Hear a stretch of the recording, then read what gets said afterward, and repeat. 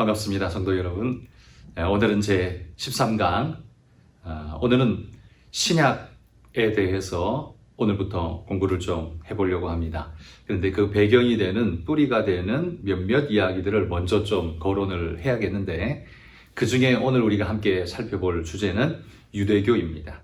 기독교가 유대교의 뿌리에서부터 흘러져 나오기 때문에, 그 토대를 가지고 있기 때문에 유대교를 이해해야 신약이 어떻게 이렇게 이야기되고 이 모든 배경들이 뭔가에 대해서 우리가 이해할 수 있죠. 그래서 유대교에 대한 이해를 오늘 좀 한번 가져보도록 하겠습니다. 자, 첫 번째는 유대교가 무엇인가에 대해서 우리가 좀 알아야겠죠. 유대교란 한마디로 말해서 유대인들이 믿는 신앙 종교가 그게 유대교입니다. 유대라는 나라, 이스라엘이라는 나라가 여호와 하나님으로 인해 그 신뢰의 약속을 믿고 신앙하는 사람들이죠. 그렇지만 사실 유대인들이 바벨론의 포로로 끌려가기 전까지 남북 이스라엘의 통일 이스라엘, 그 다음에 남북이 나뉘어지고 남유다만 남고 포로로 끌려가게 되는데, 그 전까지, 포로 이전까지의 역사 속에서는 다윗이나 히스야 같은 그런 걸출한 믿음의 사람이 있기는 했지만, 그러나 대부분의 왕들을 보면 신앙에 그렇게까지 열심히 있지는 않았습니다. 그러니까 바벨론 포로기 이전까지의 유대교란 우리가 지금 생각하는 그런 철저 유대교, 이런 개념은 사실 아직 아니었다는 거죠. 그러니까 여호와를 믿는 신앙의 율법이 있는 신앙의 종교이긴 했지만, 바벨론 포로 이전까지는 흐지부지한 모습이었고, 바벨론 포로로 끌려가고 난 이후에, 그 이후에 그들이 왜 우리가 이렇게 되었는가를 돌아보면서 신앙으로 돌아가자, 그렇게 되어야 하나님이 우리를 회복하신다는 그런 믿음의 기초 속에서 열심의 신앙으로 돌아가고자 한 사람들, 이게 유대교의 뿌리가 되는 겁니다. 그래서 우리가 생각하는 유대교라고 말할 때 그것의 뿌리는 원래는 멀리부터 있지만, 아브라함 이후에 모세부터 시작해서 쭉 내려온 것이지만, 그러나 우리가 기본적으로 유대교라고 말할 때 그건 바벨론 포로기 이후에 만들어진 산물이다, 이렇게 생각하는 것이 옳습니다. 오늘 우리가 살펴볼 유대교라고 할 때 이건 바벨론 포로기 이후에 만들어진, 정착되어진 유대교, 그걸 함께 이야기해 보도록 하겠습니다. 그러다 보니 이런 유대교의 부흥과 형성에 지대한 영향을 미친 사람이 누구냐? 에스라라는 사람입니다. 에스라 잘 아시죠? 제사장 겸 학사였던 이 에스라가 율법 연구에 올인했던 사람이죠. 그 율법 연구 속에서 발견한 것이 뭐냐 하면, 우리가 왜 이렇게 멸망하고 포로로 끌려올 수밖에 없었는가에 대한 이유를 성경 속에서 발견하게 되는 겁니다. 그리고 그 성경 속에서 우리의 회복에 대한 약속이 있다는 걸 그가 믿고, 이 율법 연구를 통해 백성들에게 우리가 왜 이렇게 된 줄 아느냐? 그리고 우리가 회복하려면 어찌해야 되는 줄 아느냐? 그것을 가르치고 말씀을 전하며 거기에 전무했던 것이 에스라였는데, 이 에스라를 따르는 많은 무리들, 그로 말미암아 추종하는 많은 신앙인들이 점점점 이제 유대교라는 이름으로 형성되어지게 되는 거죠. 바로 유대교는 이런 에스라의 정신의 후예들이다, 이렇게 말해볼 수 있을 겁니다. 자, 바벨론 포로기 이후에 유대교는 성전 중심일 수가 없었죠. 왜냐하면 바벨론에 의해서 유대가 멸망하면서 성전도 완전히 회파되어져 사라져버렸기 때문에 이제는 더 이상 그들의 신앙이 성전 중심으로 나아갈 수가 없었던 겁니다. 그러다 보니 성전을 대체할 그들의 신앙과 모임의 중심체가 될 만한 곳, 회당이라는 걸 만들어서 그들이 모여서 함께 신앙적 공동체를 이루게 되는 겁니다. 그래서 이전에 구약의 신앙은 성전 중심의 신앙인데, 신약이 오기 전 구약과 신약 사이에 있었던 요 시기, 포로기 시기에 회당 중심의 신앙으로 점점점 자리 이동을 하게 되는 거죠. 그래서 이제 회당이라는 것이 유대인의 종교와 삶을 총괄하는, 지도하는 핵심적인 곳이 되게 됩니다. 구약 성경 속에는 회당이라는 단어가 없거든요. 그런데 신약에 들어가면 회당이라는 단어가 버젓이 등장합니다. 그러니까 회당이 언제 만들어졌냐라고 할 때는요, 바로 구약과 신약 중간 중간사라고 말하는 중간의 역사 속에서 이것이 만들어진 거죠. 성전을 대체하고 싶어서 한 게 아니라 성전이 없기 때문에 그들의 신앙을 유지, 보존, 발전시키기 위해서 유대인들이 결속하고 모인, 그것도 남의 나라에 포로로 끌려온 자들이기 때문에 함께 모여 결속할 곳이 필요했는데 그게 바로 회당이었고, 거기에서 그들의 율법 연구와 율법 교육과 예배가 함께 진행되어지게 되는 것이죠. 그들이 멸망하게 된 건 율법의 해이로부터 찾아온 일이었기 때문에 율법으로의 회귀야말로 율법으로 돌아가야 한다라는 거야말로 이스라엘의 대명제였습니다. 이스라엘의 회복과 부흥의 가장 중요한 핵심이었기 때문에 율법에 열심을 내고 율법대로 살고자 하는 이들이 많았습니다. 그거야말로 바로 이 나라의 회복이고 자신들의 생명과 같은 일이라고 믿기 때문이죠. 바로 이런 유대교의 경건주의, 한마디로 말해 경건주의 운동의 한 파가 바리새파라는 존재들입니다. 그들이 만들어져서 그들로 말미암아 경건운동이 강하게 일어나고, 그러다 보니 율법이 명하고 있는 할례나 선민의식을 표하는 할례나 혹은 모세의 율법을 따라 살아야 한다는 율법의 교육과 순종과 이런 연구들이 왕성하게 이루어지게 되고, 그리고 안식일을 거룩하게 지키라는 명령에 따라 안식일을 철저히 지키려는, 지금까지 우리가 해이했기 때문에 이렇게 무너짐이 왔고, 이제는 하나님 앞에 안식일을 철저히 지키고 율법을 철저히 지키는 백성으로 거듭나야 한다는 것이 바로 이 유대교에서부터 뿌리내리고 자리 잡게 되는 거죠. 바벨론을 무너뜨린 페르시아의 고레스 왕은 유대인들을 자기 본토로 돌아가도 좋다, 이렇게 귀환의 허락을 하죠.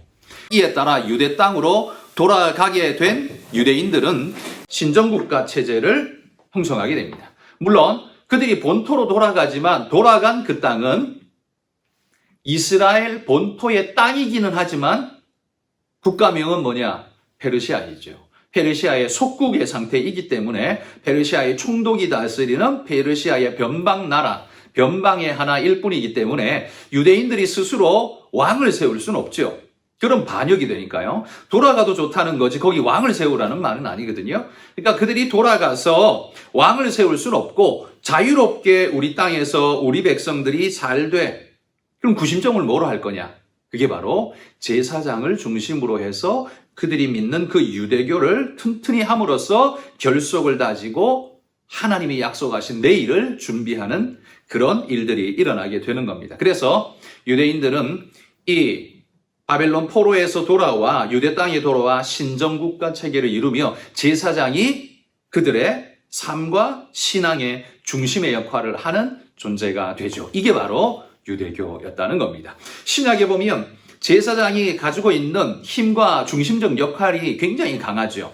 사내들이나는 공의회에서 모든 걸 결정하고 거기에 수장은 대제사장인데 제사장의 말에 따라서 모든 것이 진행됩니다. 왕처럼 모든 걸 관할하는 걸 볼 수 있는데 이게 도대체 어디서 시작됐냐? 이게 바로 포로기에서 돌아온 그들의 백성들이 유대교를 중심으로 이런 형태를 이루게 되었다라는 거죠. 이게 유대교라는 겁니다.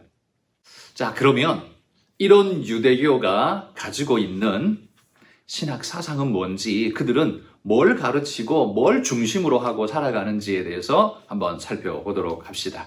첫 번째, 신학 사상, 유대교의 신학 사상 가장 중요한 뿌리는 두말할 것 없이 여호와만을 섬기는 유일신 사상입니다. 그들이 포로로 끌려오게 된 것도 그 하나님 앞에 불순종하고 배역했기 때문에 하나님이 우리를 심판으로 내던진 것이고, 그러나 그것이 영원한 버림이 아니라 율법을 회복하고 하나님께로 돌아오면 하나님이 그들을 받아주신다고 믿기 때문에 하나님의 율법으로 돌아가야 한다라고 철저하게 생각하게 된 것이 유대교죠. 그것이 중심 생각입니다. 그러다 보니 그들은 이 하나님이 전해주신 이 율법의 말씀을 연구하고 묵상하고 또 가르쳐서 계속해서 이 나라를 아름답게 존속시킬 방법은 율법 연구가 가장 중요하고 그걸 가르쳐야 한다라고 믿게 된 거죠. 그래서 율법 연구에 대해서 아주 열심을 내게 됩니다. 그러나 율법을 연구하고 할 때 하나님에 대해서 논하게 될 수밖에 없는데 유대인들은 하나님의 이름을 너무나 거룩하게 여기기 때문에요. 함부로 그 이름을 부르지도 못했다는 겁니다. 그 이름을 함부로 부르지도 못했어요. 예전에 우리 조선시대에 보면 왕의 이름이 들어간 글자는 쓰지도 못했습니다. 그래서 왕의 이름은 다 외자로, 한자로 돼 있는 게 많습니다. 왜냐하면 보통 우리는 이름이 두 자잖아요. 근데 두 자면 그 두 글자를 늘 쓸 수가 없기 때문에 이게 불편해지죠. 그래서 왕의 이름은 한 글자로 회피하도록 한 글자로 된 게 많죠. 이도, 이산, 이렇게 한 글자로 된 이름이 많죠. 그러니까 부르지 않았다는 거죠. 일반의 왕도 그런데 하물며 하나님의 이름은 감히 그 이름조차 부를 수 없어서 여호와의 이름이 나오는 부분에 있어서는 그들은 대치해서 대명사로 불렀습니다. 아도나이. 어떤 의미냐 하면 주님이라는 뜻입니다. 주님, 그냥 주님, 이런 통칭의 뜻. 이 이름으로 대신해서 불렀다는 거예요. 율법에 읽고 넘어가다가 하나님의 이름이 나오면 그 아도나이라고 그냥 읽는 거죠. 이 여호와라는 이름은 언제 그러면 한번 부르게 되냐? 이건 오직 대제사장만이 한번 부를 수 있는데요. 속죄일에 예식을 집행하면서 하나님의 이름을 한번 부르게 되는데, 그것도 이 이름을 한번 부를 때에 대제사장만이 부를 수 있는데, 한번 부를 때에 옆에 있는 제사장들은 바닥에 배를 깔고 넙죽 엎드려가지고 완전히 부복을 해서 납작 엎드려 들어 눕고, 그리고 그 순간, 그 시간에 성가대가 힘차게 찬양을 빵 하고 부릅니다. 그러니까 힘찬 찬양 소리 속에 대제사장이 여호와의 이름을 부르는 그 이름이 묻혀버리도록 일부러 찬양을 그렇게 크게 하는 거예요. 그럼으로써 회중들이 여호와의 이름을 듣지 못하게 하도록 그렇게 했다라는 거예요. 그러니까 그만큼 여호와의 이름은 거룩하기 때문에 함부로 그 이름을 부르거나 듣거나 할 수 없도록 만들어 버렸다는 겁니다.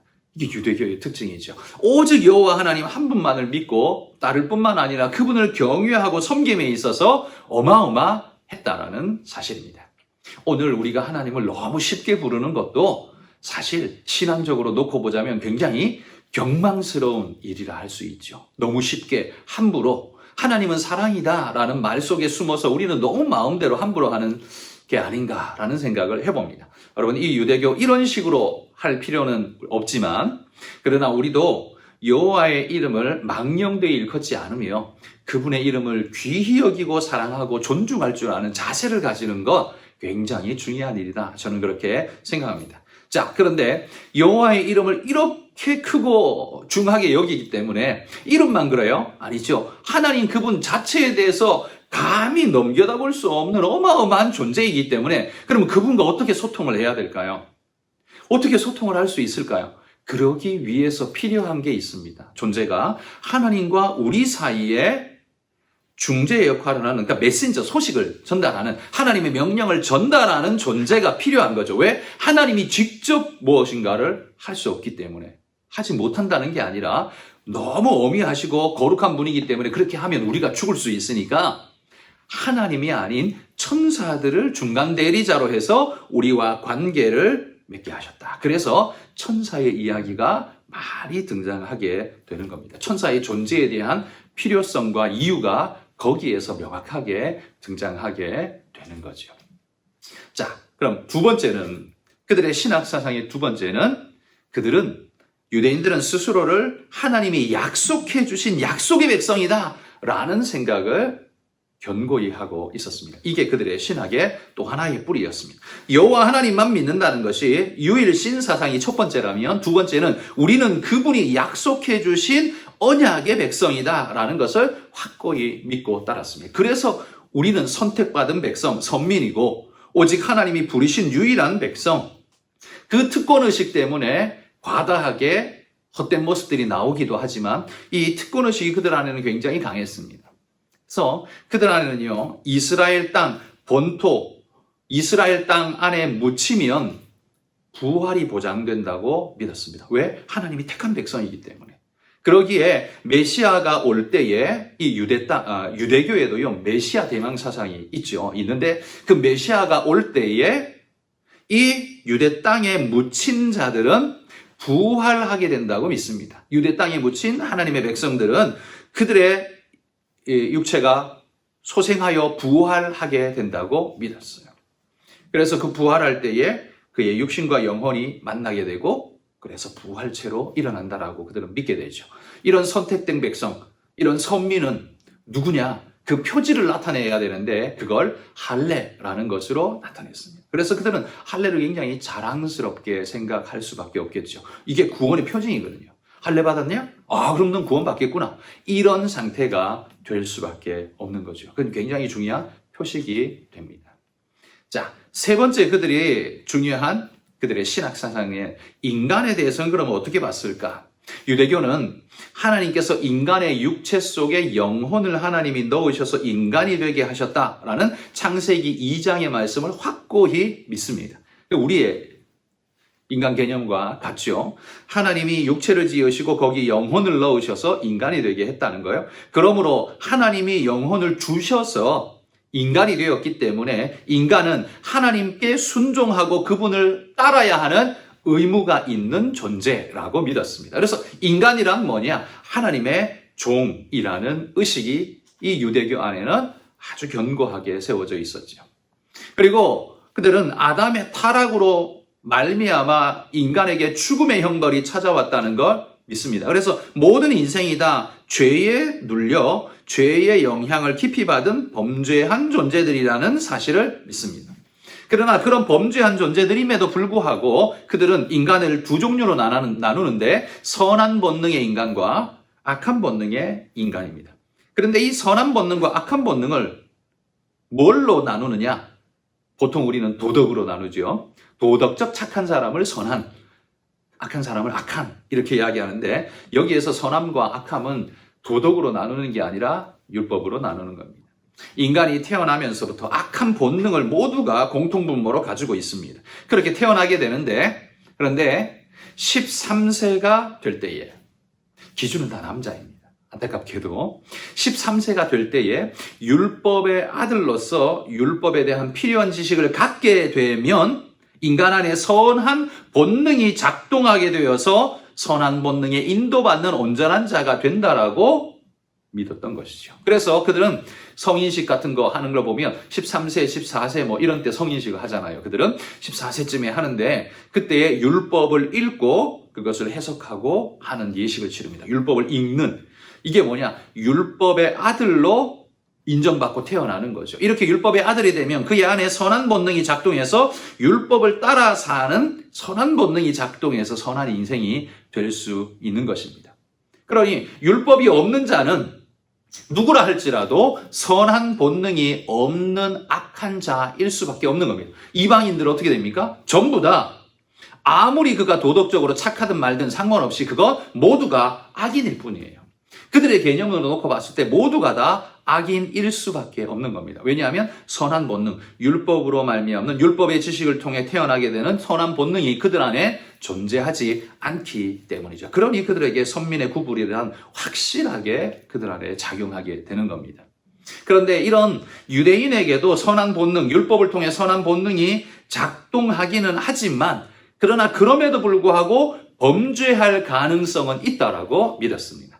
그럼 그 범죄할 때 어떻게 해야 되느냐? 예전에 성전 제사가 있을 때는 자신이 범죄하면 어떻게 합니까? 속죄제, 속건제 이런 제사를 드려야 되죠. 그래서 하나님 앞에 가서 속죄의 제사를 드려야 됐어요. 그러면 하나님이 죄를 씻어주셨습니다. 그런데 지금은 성전이 없잖아요. 포로 백성이고 다 성전은 폐파되어서 없어졌고 어디 가서 내가 속죄를 받을 수 있을까? 성전에서 받을 수 없기 때문에 그들은 그때부터 속죄의 수단이 따로 필요했는데 그게 바로 회개라는 것으로 속죄의 수단을 삼게 됩니다. 회개함으로 속죄하게 되죠. 세례 요한이 회개의 세례를 베풀었다라고 말하죠. 그게 속죄입니다. 예전으로 치자면 성전에 가서 제사를 지내야 됐지만 성전이 회파되고 난 이후에는 회개로 나아가야 하는 존재, 유대인이라 할지라도 회개로 나아가 자기 죄를 씻어야 한다라고 믿었던 것입니다. 그래서 이 회개가 속죄의 길로 하나님 앞에 쓰임받게 되는 거죠.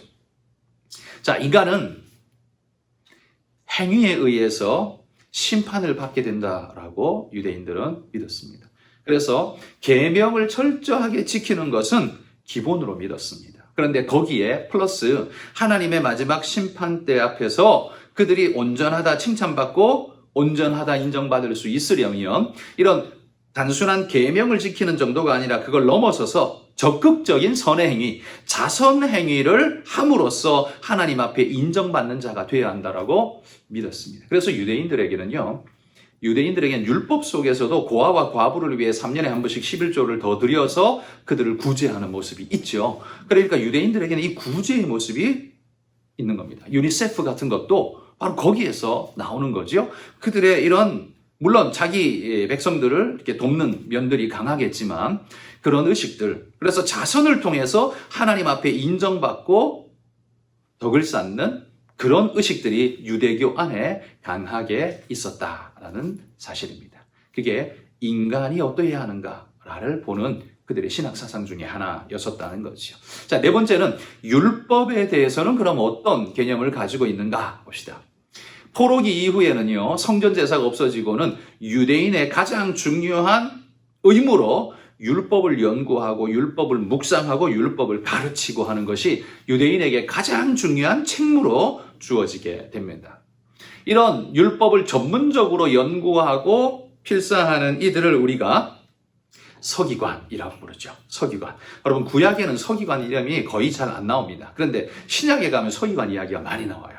왜냐하면 이 서기관이란 원래는 국가의 공적 자료를 필사하고 기록하고 했던 사람이 서기관이죠. 국가의 행정 직무 중에 하나가 서기관이지 않습니까? 그런데 나라가 망하고 난 다음에는 이 서기관들이 이제는 더 이상 그런 일을 할 수가 없죠. 나라가 없으니.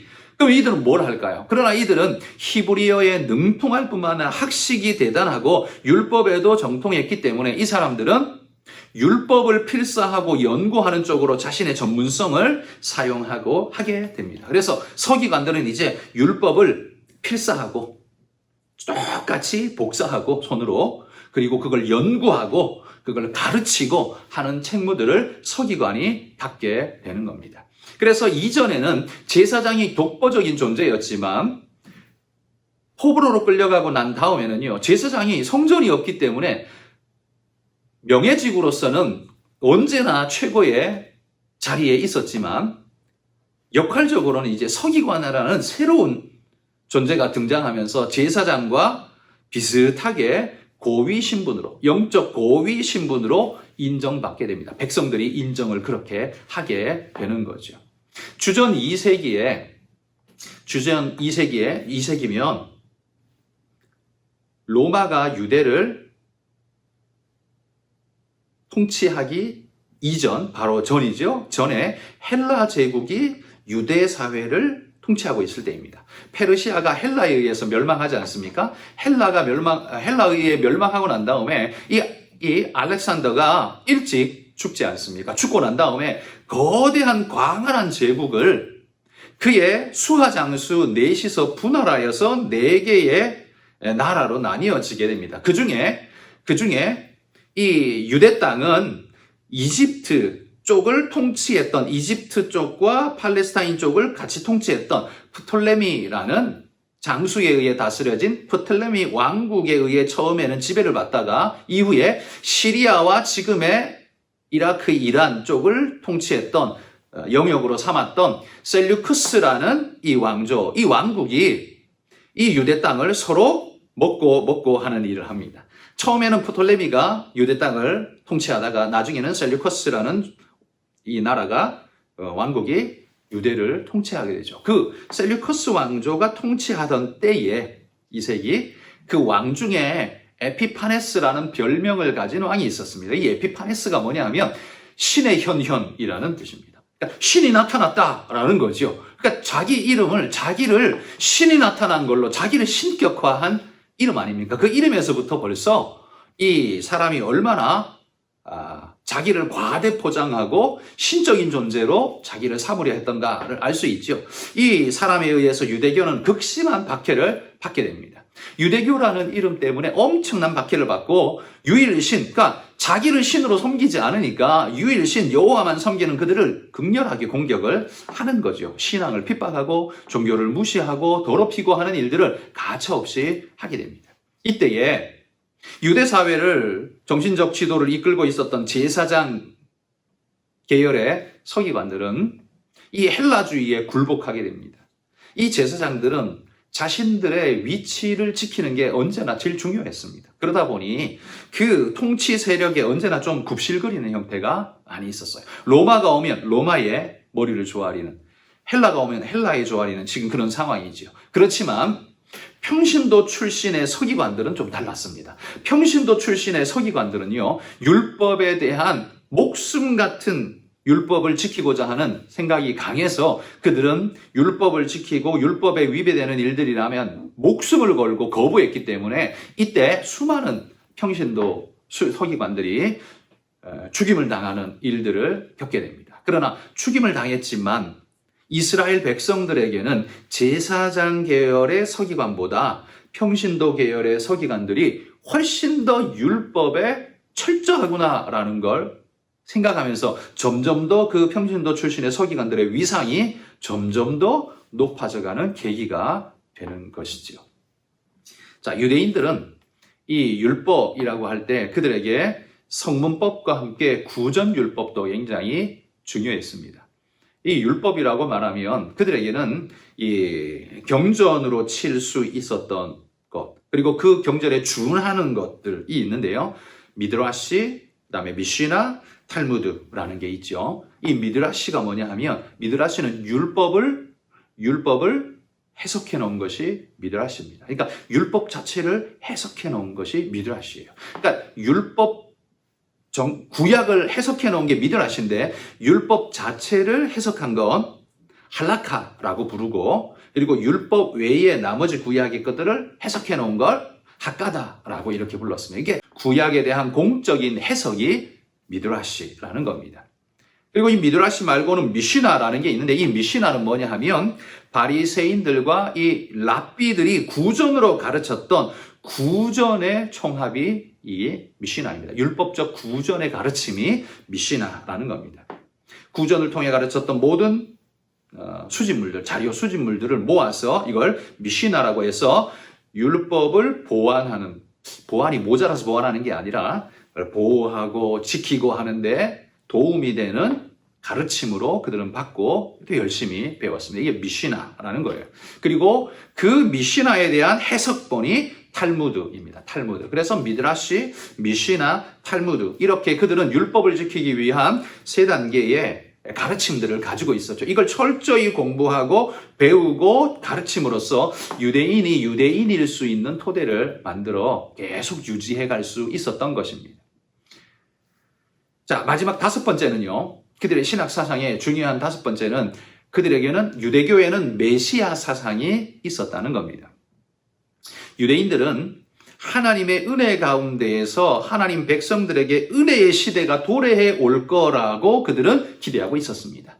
이 유대교가 시작점이 어디라고 했습니까? 물론 그 구약부터 시작하기는 하지만 포로기에 출발한 것을 우리가 유대교라 부른다 하지 않았습니까? 나라가 망했어요? 없어요? 절망적인 상태입니다. 하나님을 의지하고 있지만 내일을 꿈꾸면서 언제나 미래를 바라보고 있는 사람들입니다. 그러니 그들에게 있어서 소망과 꿈이 난 내일 하나님께서 우리에게 만들어주실 복되고 아름다운 날이 온다. 이걸 믿을 수밖에 없죠.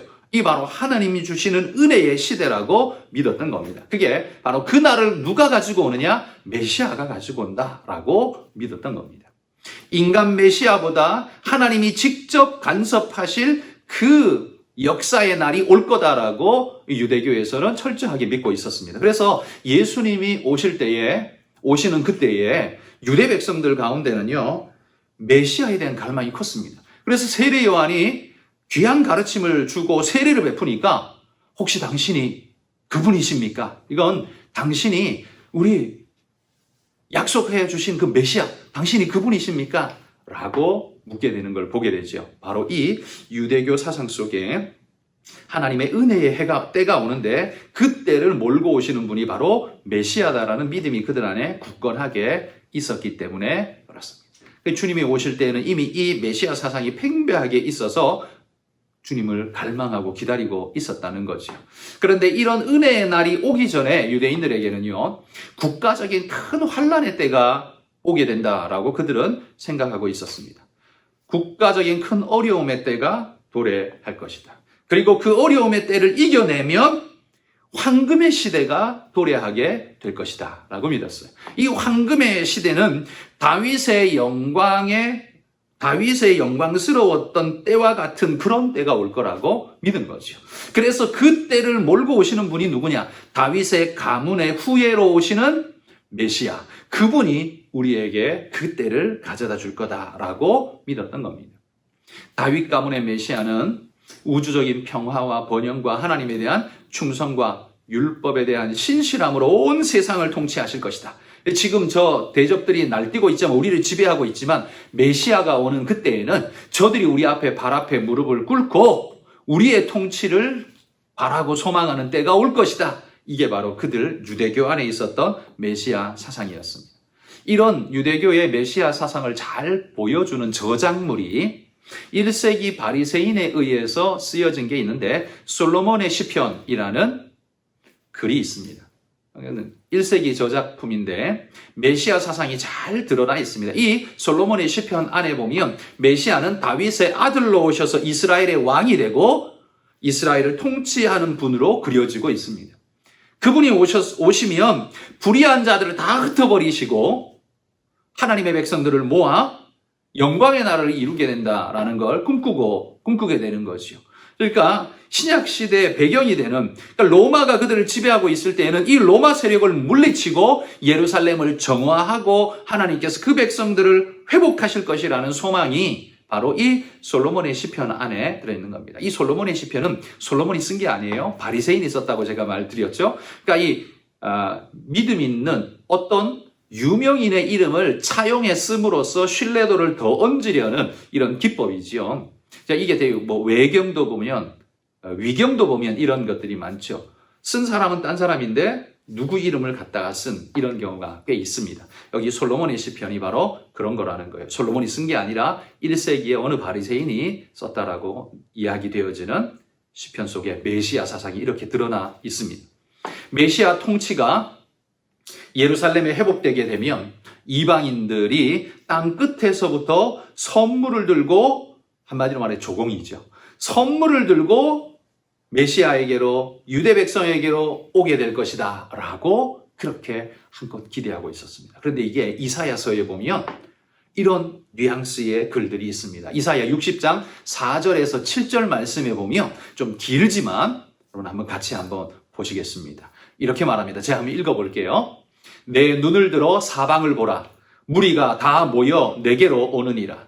내 아들들은 먼 곳에서 오겠고 내 딸들은 안 기어올 것이라. 그때에 내가 보고 기쁜 빛을 내며 내 마음이 놀라고 또 화창하리니 이는 바다의 부가 네게로 돌아오며 이방 나라들의 재물이 네게로 옴이라. 허다한 낙타 미디안과 에바의 어린 낙타가 네 가운데에 가득할 것이며 스바 사람들은 다 금과 유향을 가지고 와서 여호와의 찬송을 전파할 것이며 게달의 양 무리는 다 내게로 모일 것이요 느바요의 수양은 내게 공급되고 내 제단에 올라 기꺼이 받음이 되리니 내가 내 영광의 집을 영화롭게 하리라. 이사야의 시편의 말씀에 보면 온 백성들이 이 영광의 날 메시아의 나라로 그에게로 각양의 선물을 가지고 올 거다라고 기록하고 있는 겁니다. 이사야의 이 말씀이 이 유대교의 백성들에게 얼마나 큰 소망이었을지 생각해 보십시오. 그러면서 그들의 메시아 사상과 잘 합치되는 말이죠. 그러다 보니 이런 소망과 꿈을 그들이 꾸게 되는 겁니다. 자, 이 꿈이 역사적으로 일어나는 현실의 상황뿐만 아니라요, 내세의 상황에도 영향을 미치게 됩니다. 자, 그래서 유대교에는 내세관이 있는데, 내세관에 의로운 자의 영혼과 악한 자의 영혼은 갈라진다. 죽음 이후에, 죽음으로 끝나는 게 아니라 죽음 이후에 의로운 자의 영혼과 악한 자의 영혼은 갈라지게 되는데, 의로운 자의 영혼은 축복의 거처로 인도되어져 가고 악한 자의 영혼은 흰놈의 골짜기로 가게 된다라고 합니다. 이 흰놈의 골짜기, 구약에도 많이 나오죠. 이곳에서 우상제사, 아들을 불태워 우상 제사의 제물로 드리는 이런 일들이 이곳에서 많이 일어났습니다. 죽음의 장소이지요. 그래서 이 흰놈의 골짜기, 게헨놈이라고 불리는 이 흰놈의 골짜기는 죽음의 처소였습니다.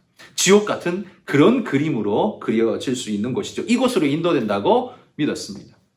그런데 정한 때가 되면, 일정한 때가 되면 죽은 자의 육신은 무덤에서 회복하여 일어나게 되고 자신의 영혼과 결합되는데 그 후에 하나님 앞에 심판을 받는데 행위에 따라서 하나님 앞에 심판받게 된다라고 그들은 그렇게 믿었습니다. 부활 이후에 하나님의 심판 앞에 서서 심판 자리에 가게 된다라는 거죠. 이 유대인들은 우주를 생각할 때 세 개 층으로 구성하여 있다라고 그들은 믿었습니다. 제일 위의 층은 하늘이라고 불렀는데요. 이 하늘은 하나님과, 우리가 말하는 스카이가 아니라요, 하나님과 천상의 존재들이 거하는 곳, 하늘이라고 믿었습니다. 두 번째는 땅이 있는데 이 땅은 인간과 모든 만물이 사는 곳, 오늘의 곳이 바로 땅이죠. 그런데 이 땅 밑에 뭐가 있느냐? 이게 죽은 자의 처소라고 믿었습니다. 이걸 스올이라고 이야기하기도 하고 게헨나라고 부르기도 하는데, 스올, 구약에 보면 스올이라는 단어 많이 나오죠. 이 스올이 뭐냐면 죽은 영혼이 가는 곳, 이게 스올인 것입니다. 그래서 그게 사람이 죽으면 땅에 묻히기 때문에요, 아래로 간다라고 믿어서 하늘, 땅 아래의 스올, 이렇게 세 개의 층으로 나눴습니다. 그런데 이 스올도 있지만 게헨나라고도 불렀는데, 이 게헨나는 뭐냐면 좀 더 심판의 특징이 강한 이름이 게헨나입니다. 그러니까 죽은 자가 가는 곳, 그냥 스올 통칭인데 그 가운데에서도 악한 자들의 심판의 처소를 부를 때는 건 게헨나라고 불렀다는 거죠. 그러니까 죽은 자들이 가는 곳, 그게 땅 아래, 그렇게 해서 땅 아래로 꺼져가는 죽은 자의 존재 세 개. 그래서 하늘, 천상의 존재, 땅, 현세의 물질의 존재, 땅 아래 죽은 자의 존재, 이렇게 3층에 우주관이 있다라고 그들은 그렇게 믿었었습니다. 유대교 안에는 이런 사상들이 있었다는 거예요. 자, 유대교는 어떤 걸 믿고 어떤 개념으로 가르쳤나를 우리가 한번 길게 살펴봤습니다. 자.